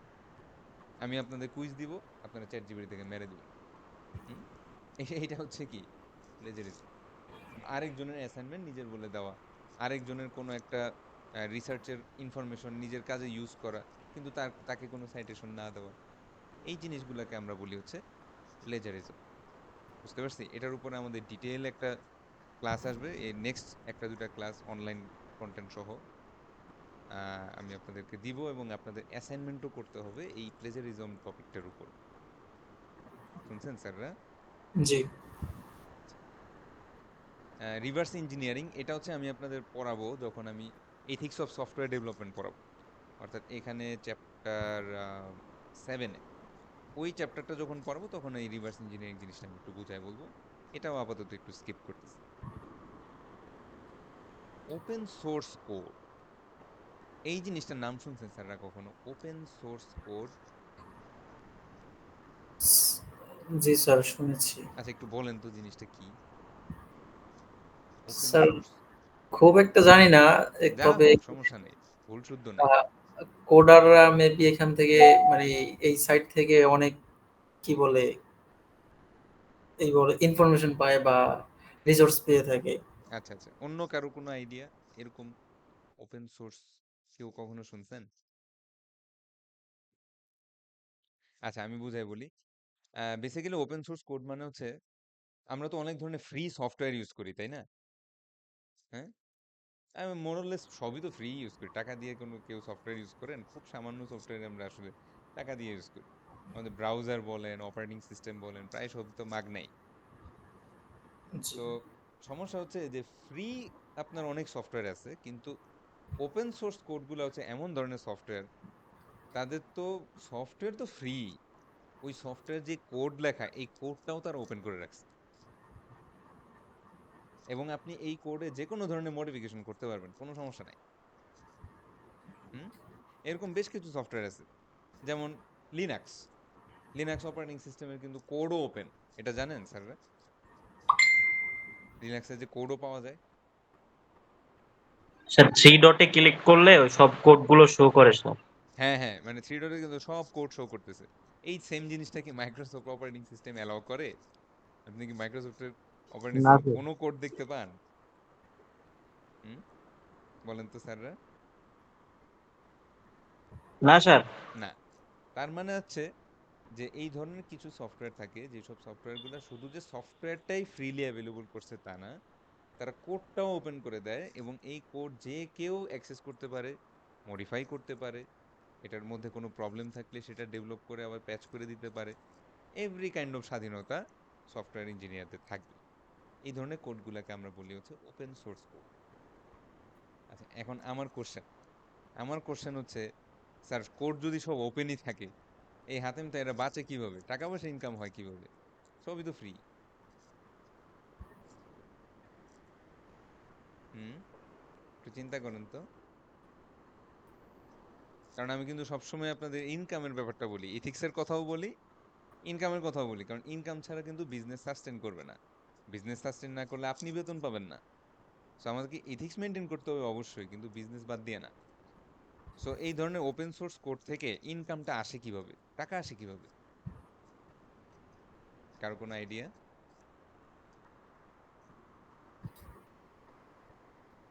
সব ফ্রি, কোডও ফ্রি। আরেকজন আপনার কোড এডিট করে নিজে পাবলিশ করতে পারবে, ব্যবসা করতে পারবে, আপনাকে কোনো টাকা দেয় না। তাহলে আমার কি লাভ? এত এত মিলিয়ন মিলিয়ন লাইন কোড লিখে আমার কি উপকার হলো? আচ্ছা, এই জিনিসটা আপনাদেরকে আমি আহ, একটু বুঝাই বলি। জিনিসটা হচ্ছে স্যার, আপনি যখন ওপেন সোর্স কোডে কাজ করেন এবং আপনার কোডগুলো, আপনার হাতে লেখা কোডগুলো যখন মানুষ দেখতে পায়, there is a high possibility যে আপনাকে তারা নিজেদের প্রোডাকশন লেভেলের কোডের জন্য হায়ার করবে। বুঝতে পারছি? হুম, এটাকে আমরা বলি হচ্ছে ওপেন সোর্স কন্ট্রিবিউশন। যেমন স্যাররা গিটহাবের নাম শুনছেন না? গিটহাব।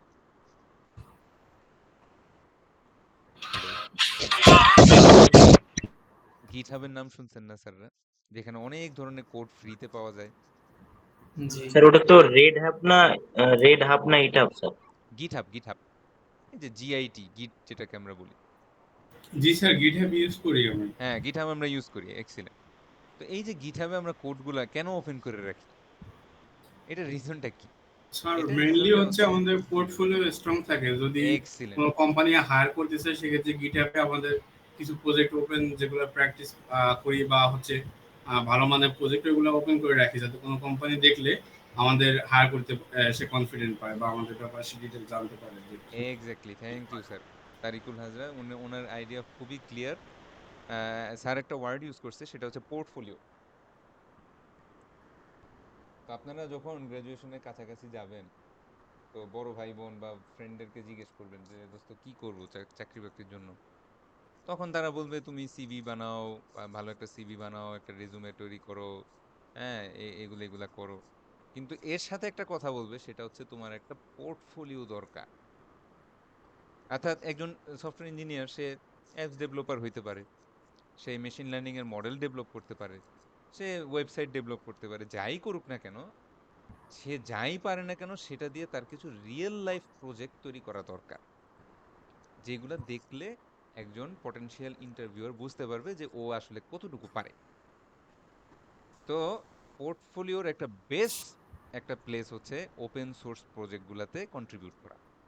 আপনি যদি বলতে পারেন যে লিনাক্সের এই পার্টটুকু আমার ডেভেলপ করা, ইটস এ হিউজ থিং। বুঝতে পারছেন? সো পটেনশিয়াল হায়ারিং এবং প্রোডাকশন লেভেল কোডের কন্ট্রাক্ট পাওয়ার জন্য আপনার এই ধরনের ওপেন সোর্স প্রজেক্টে সফটওয়্যার ইঞ্জিনিয়াররা কাজ করে থাকে। নাম্বার ২, ধরেন আপনার একটা আম, আহ, আহ, এরকম ওপেন সোর্স কোড আছে, আপনি চাইলে কিছু কিছু ফিচার কাস্টম লেভেলের রাখতে পারেন, বা একটু দাঁড়ান, সরি।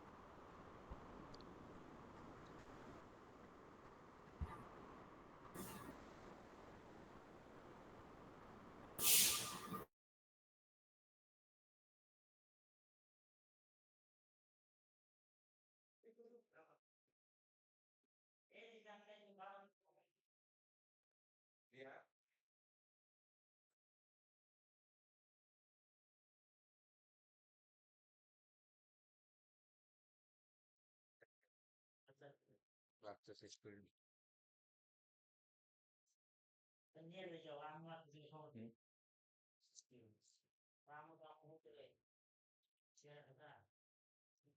হ্যালো।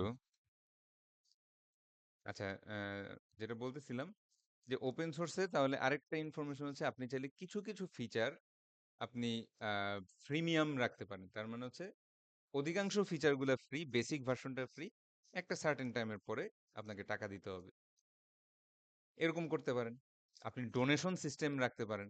যেমন এই যে উইনরার প্রায় আমাদের কাছে টাকা চায়, ঠিক না? এই ইউজ করতেছো, আমাকে $2 দাও, বলে না? উইনরার এই ধরনের অ্যাপ্লিকেশনগুলো ইউজ করেন স্যাররা উইনরার? জি স্যার, ইউজ করি। হ্যাঁ। ওটা তো ওরা টাকা চায় না, তখন প্রিমিয়াম। আমরা কি করি? জি আস্তে স্যার, টাকা চায়, কিন্তু ওরা টাকা দিয়ে যে প্রিমিয়াম দিবে ওইটা এমনিতেই পাওয়া যায়। হ্যাঁ, ওটা এমনিতেই পাওয়া যায়। এটাই এটা হচ্ছে ডোনেশন। মানে হচ্ছে কেউ যদি ভালো গুডউইল থেকে কিছু দেয়, সেটার উপরে তারা নির্ভর করে। বাট অধিকাংশ ক্ষেত্রেই যেটা হয় যে যখন আপনি ওপেন সোর্স করে দেন একটা কোড, এই কোডটা সারা দুনিয়ার মানুষ ডেভেলপ করার সুযোগ পায়। ফলে আপনার প্রোডাক্টের ডেভেলপমেন্টটা খুব ফাস্ট পেসে হয়। অনেক দ্রুত আপনার প্রোডাক্টের বাগস গুলা রিমুভ হয়ে যায়। সিকিউরিটি থ্রেট যদি থাকে, সেটা ইস্যুটা খুব দ্রুত চলে আসে। কারণ একটা, ধরেন কথার কথা, মাইক্রোসফট ওয়ার্ড, এটাতে কয়জন ইঞ্জিনিয়ার কাজ করে? 5,000, 10,000, 20,000, হলো 1,00,000 লোক। যে কোনো একটা ওপেন সোর্স প্রজেক্টে মিলিয়নস অফ সফটওয়্যার ইঞ্জিনিয়ার কাজ করে, তারা কন্ট্রিবিউট করে, তারা কোডগুলো অ্যানালাইজ করে। সো স্বাভাবিকভাবেই তাদের কোডের বাগস গুলা খুব দ্রুত চলে যায় এবং অনেক বেশি স্ট্রং এন্ড সিকিউর পজিশনে চলে আসে। এটা আপনি পরবর্তীতে বিক্রি করে প্রফিটেবল পর্যায়ে আসতে পারেন।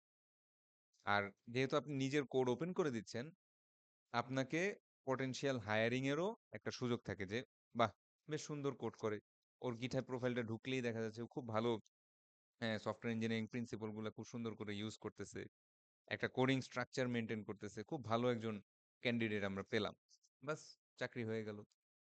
সো ওপেন সোর্স যদিও ফ্রি এবং মানে সম্পূর্ণরূপে ফ্রি, বাট এখান থেকে কিছু কিছু উপায়ে টাকা পয়সা পাওয়ার একটা সিস্টেম আছে। আপনাদের বইয়ের মধ্যে কয়েকটা পয়েন্ট লেখা আছে, আপনাদের এটা কত নাম্বার পেজ? এই ওপেন সোর্সের নিচেই পেজ নাম্বার হচ্ছে 239। এখানে কিছু পয়েন্ট দেওয়া আছে, আপনারা চাইলে পড়তে পারেন। যে some people share code to earn respect. হ্যাঁ, আমি একটা সুন্দর একটা প্রবলেম সলভ করলাম, একটা নতুন অ্যালগোরিদম ডিপ্লয় করলাম, এটা মানুষকে দেখানোর জন্য আমি ওপেন সোর্স রাখছি। কোনো কোনো সময় দেখা থাকে যে আহ, আমি নিজেই কোডটা ফ্রি পাইছি, এটার উপর আমি কিছু কাজ করলাম, তো আমিও আর কোনো টাকা দিব না। হ্যাঁ, আমিও এটার জন্য আর কোনো পেমেন্ট নিব না। সো এইভাবে, অথবা এই যেমন এখানে দেখা যাচ্ছে যে সফটওয়্যার মেইনটেনেন্স ফি, মানে কোডটা ফ্রি দিলাম কিন্তু কোনো মেইনটেনেন্স যদি লাগে সেটার জন্য আমি অল্প কিছু টাকা পয়সা নিলাম। এইভাবে কিছু কিছু ভাবে ইনকাম করা সম্ভব।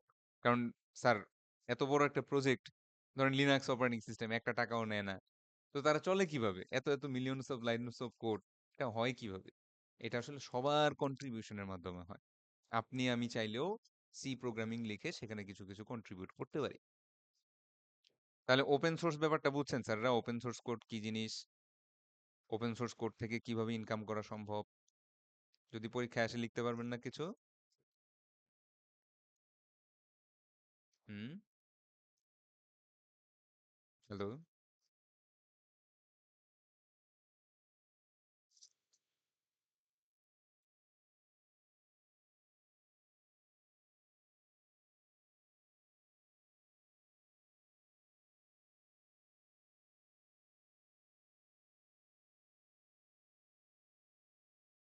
জি স্যার, বলছি স্যার। আচ্ছা, স্যার আপনার কথা অনেক সময় একটু প্রপারলি বোঝা যায় না তো এই জন্য। না যারা শুনতে পাইছেন, আচ্ছা আমি অ্যাটেন্ডেন্সটা নিয়ে নিচ্ছি। অঙ্কুর ডেজমন, আরাফাত হোসেন, তারপর সৈয়দ মাহিদুল আরেফিন, মোসাদ্দেক হোসেন, তাওসিফ আলম, মনিরুল ইসলাম সোহাগ, মনিরুল ইসলাম, স্যার। আচ্ছা আচ্ছা, Tarikul Hajra, yes sir. Amir Faisal Himel, present sir. Rahikim Maktum Mohit, আচ্ছা সাখাওয়াত হোসেন উনি ছিল, Rabeya Afrin, sir. Present sir. Mohammad Sajed, yes sir. Hafizur Rahman, yes sir. Munna Mia, present sir. Shahadat Hossain Bappi, yes sir. Mithun Bepari, present sir. Alifa Akter Priyanka, yes sir. Upama Roy, Mostakim Hasan, present sir. আলামিন ইসলাম রাব্বি, আসাদুজ্জামান সিয়াম, প্রেজেন্ট স্যার। সালেহ আহমেদ, ইমন শেখ, মেহেদি হাসান তুষার, ইয়েস স্যার। আবু বকর সিদ্দিক, জেসিয়া জান্নাত মৌসুমী, প্রেজেন্ট। ফারিহা জান্নাত ইরা। কেউ কেউ আছেন মিস গেছে বা আগে ছিল? স্যার তাওসিফ আলম ছিল এতক্ষণ। তাওসিফ আলম, আচ্ছা আর কেউ? স্যার মনির সোহাগ ছিল স্যার।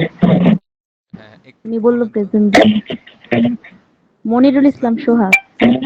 মনিরুল ইসলাম জি সোহাগ, স্যার। আচ্ছা আর কেউ? আর কেউ?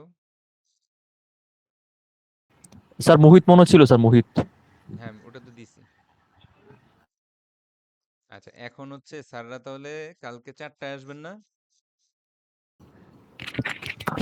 জি স্যার, 4টার দিকে। হ্যাঁ 4টার দিকে আসলে একটু আগে এসে 606 খাতা দেখে যান, ঠিক আছে? আমি থেকে যাব, মিড টার্মের খাতাগুলো দেখে যাবেন। ইয়াকে সিআর কে আছেন? না স্যার, আমরা এইভাবে চলতেছি। আচ্ছা কেউ একজন দায়িত্বটা নেন, আমি আমার নাম্বারটা দিয়ে দিচ্ছি। Zero one sir CMA sir খুব রেসপন্সিবল। 4386682, এই নাম্বারটা একটু হোয়াটসঅ্যাপে আমাকে একটা নক দিয়ে রাখেন, হ্যাঁ?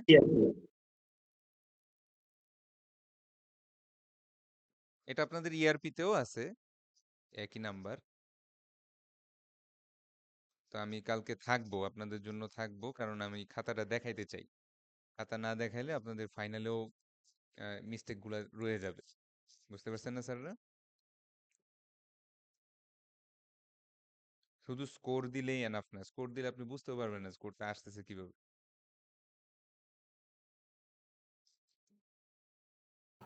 শুনছেন? স্যার আগামীকাল ওকে তো স্যার। অনেকে আসবে না স্যার, সেক্ষেত্রে স্যার স্কোরটা জানা দিলে স্যার একটু হ্যাঁ ভালো স্কোর হয়। আমি দিবই, বাট আমি একবার কিছু ওপেন ইয়ে রাখতেছি যে যে কেউ আসলে আসুক, খাতা যারা দেখবে দেখবে। এখন না আসলে আমি কি করবো? আমাকে তো খাতাটা আবার অফিসে জমা দিয়ে দিতে হবে না? বুঝতে পারছি? জি স্যার, বুঝতে পারছি। হ্যাঁ, এটা হলো একটা ইস্যু। সেকেন্ড ইস্যু হচ্ছে আমাদের গত সপ্তাহে যে ক্লাসটা করি নাই, এটার একটা মেকআপ টাইম আমাদেরকে দিতে হবে। তা আমি কিছু টাইম আপনাদেরকে দিব, আপনারাই আলোচনা করে আমাকে বলবেন যে এই টাইমগুলোর মধ্যে এই টাইমে আমরা দিব। আমি আপনাদেরকে কিছু টাইম দিব, যখন যখন আমাদের ক্লাস নাই। হুম, ওই টাইমগুলোর মধ্যে একটা টাইম চুজ করে আমরা অনলাইনে আমাদের মেকআপ ক্লাসটা নিতে হবে গত সপ্তাহে বৃহস্পতিবার রাতে। ওকে স্যার, ওকে। বুঝতে পারছি? তো আমি আপনাদের জানাই দিব সবই ক্লাসরুমে। আর ফাইনাল জিনিসটা যেটা, সেটা হচ্ছে আমাদের নেক্সট ক্লাসে কুইজ। কুইজেরও একটা পোস্ট আমি দিব, কোনটা কোনটা পড়বেন না পড়বেন, এই কুইজের পোস্টটাও আমি দিয়ে দিব। এই জিনিসগুলা একটু মনে রাখবেন, ঠিক আছে? স্যার আমাদের ফাইনালের সাজেশনটা একটু আগে দিলে বেটার হয়। আপনি দেখা যায় 4-5 দিন আগে দেন, একটু আগে দিলে স্যার আমাদের জন্য ভালো হয়, আচ্ছা আচ্ছা, যেহেতু আমরা অবশ্যই জব ট্রাই টপ করব, করি। ট্রাই করব। ওকে, জি স্যার, ওকে। তাহলে আজকের ক্লাসে কোনো কোশ্চেন কনফিউশন যতটুকু পড়াইছি? না স্যার, কোনো সমস্যা নেই।